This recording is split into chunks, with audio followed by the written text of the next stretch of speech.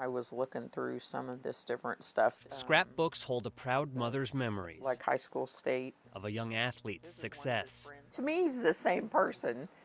Although he's changed a little bit, he's starting to get a lot of gray hair. Kathy Plummer will need some more space to hold the next prolific chapter in her son's journey. I've always enjoyed watching the Olympics and seeing the stories of the athletes and their families and what they go through. Now the Plummers have their own Olympic story to tell. David first got his feet wet at the Norman YMCA, one of 4 Plummer boys who would eventually compete in the lap lanes and more. When you've got 4 kids that are all in the pool, and it kind of takes away a lot of family time, but a lot of our family time was spent going to more local meets.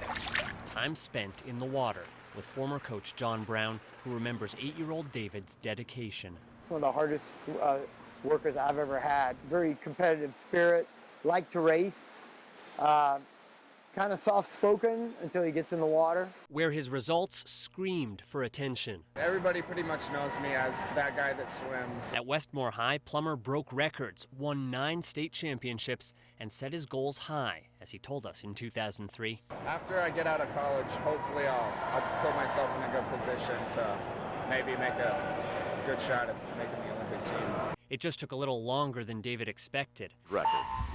Well, when you have this much talent At the 2012 Olympic trials, he fell short of the qualifying top 2 by 0.12 of a second.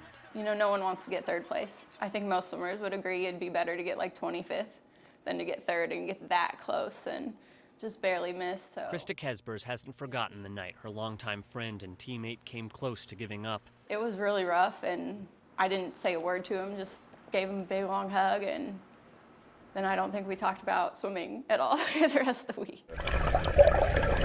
It took a month for Plummer to decide he would keep swimming, keep training, keep trying to reach his goal. It was always his dream, and he just didn't let go of that dream. You know, it's very incredible to keep persevering and you know, going after it when the majority of people probably would have said, nah, it wasn't in the cards.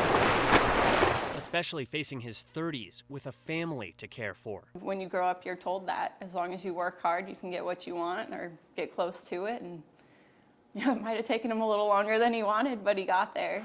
He got there. And David Plummer is finally gonna get there! Oh, it was pretty crazy. We were standing up in the stands, and I remember I was just screaming my head off, and of course, I started having tears. And now Mom is packing for Rio with an entire community in her corner. He came from here. He grew up here. He lived here. He trained here with the same coaches that are still, you know, a lot of the same ones are still around, and it's huge. It's huge for our state. You know, he represents a lot of athletes that have had the same, you know, aspirations. Athletes who can look to David Plummer to help keep their dreams afloat. Lauren Fultonberg, News Channel 4.